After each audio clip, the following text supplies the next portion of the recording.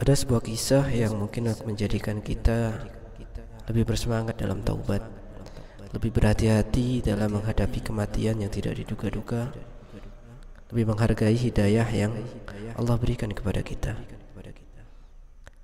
Al-Kisah ini adalah suatu kisah nyata yang terjadi di Arab Saudi. Ada seorang pemuda bersama dengan teman-teman yang buruk sepanjang masa mudanya. Ya. Sampai-sampai pemuda itu meriwayatkan kisahnya seperti ini. Demi Allah yang tidak ada sesembahan yang hak selain Dia, aku dulu keluar dari kota Riyadh bersama teman-temanku, dan tidak ada satu niat dalam diriku untuk melakukan satu ketaatan pun kepada Allah, apakah untuk sholat ataupun yang lainnya. Al-Kisah, kami sekelompok pemuda pergi menuju kota Dammam. Ketika kami melewati penunjuk jalan, maka teman-teman membacanya Dammam 300 km. Maka aku katakan kepada mereka, aku melihat papan itu bertuliskan Jahannam 300 km.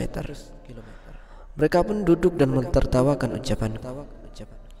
Aku bersumpah kepada mereka atas hal itu, akan tetapi mereka tidak percaya. Maka mereka pun membiarkan dan mendustakanku. Berlalulah waktu tersebut dalam canda tawa, sementara aku menjadi bingung dengan papan yang telah kubaca tadi. Selang beberapa waktu, kami mendapatkan papan penunjuk jalan lain. Mereka berkata, Dammam 200 km. Kukatakan lagi bahwasanya tulisan itu berbunyi Jahannam 200 km. Mereka pun menertawakanku dan menyebutku gila. Kukatakan, demi Allah yang tidak ada sesembahan yang hak selain Dia, sesungguhnya aku melihatnya bertuliskan Jahannam 200 km. Mereka pun menertawakanku seperti kali pertama. Dan mereka kemudian berkata, diamlah, kamu membuat kami takut. Aku pun diam. Dalam keadaan susah yang diliputi rasa keheranan, aku memikirkan perkara aneh ini. Keadaan terus-menerus seperti itu berliputkan keheranan, sementara keadaan mereka penuh gelak canda tawa. Hingga kemudian kami bertemu dengan papan penunjuk jalan yang ketiga. Mereka berkata, tinggal sedikit lagi, Dammam 100 km. Kukatakan, demi Allah yang Maha Agung, aku melihatnya Jahannam 100 km. Mereka pun membalas dan berkata, tinggalkanlah kedustaan. Engkau telah menyakiti kami sejak awal perjalanan kita. Kukatakan dengan tegas, turunkan aku ingin kembali. Mereka berkata, apakah engkau sudah gila? Katakan dengan tegas, kutajamkan sekali lagi, turunkan aku, demi Allah aku tidak akan menyelesaikan perjalanan ini bersama kalian. Mereka kesal kemudian menurunkanku. Aku pun pergi ke arah lain dari jalan tersebut. Aku tinggal di jalan itu beberapa saat dengan memberi isyarat kepada mobil-mobil untuk berhenti, tetapi tidak ada seorang pun yang berhenti untukku. Selang beberapa saat, berhentilah untukku seorang sopir yang sudah tua. Aku pun mengendarai mobil bersamanya. Saat itu dia dalam keadaan diam lagi sedih dan tidak berkata-kata walaupun satu kalimat. Maka kutanyakan kepadanya, ada apa dengan Anda? Kenapa Anda tidak berkata-kata?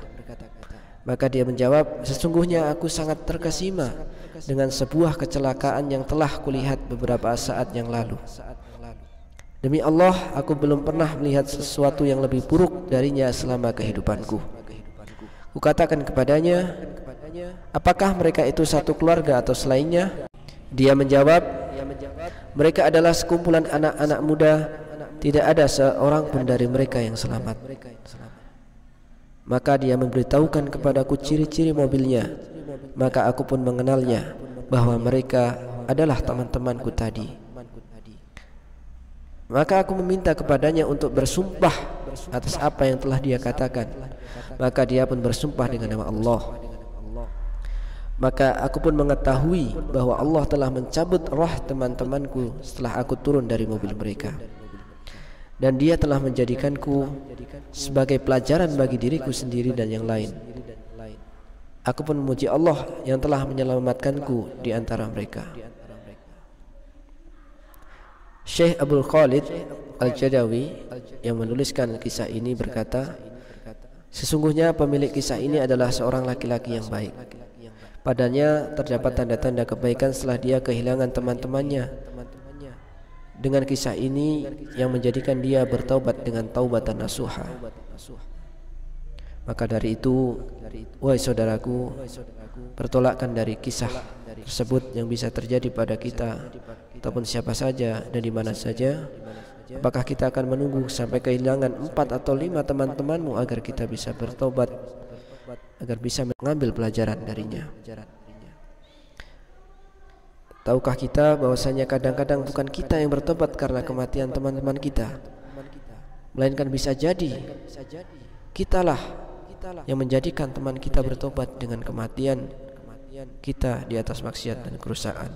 Na'udzubillah. Kisah ini diambil dari majalah Kiblati edisi 5 volume 3.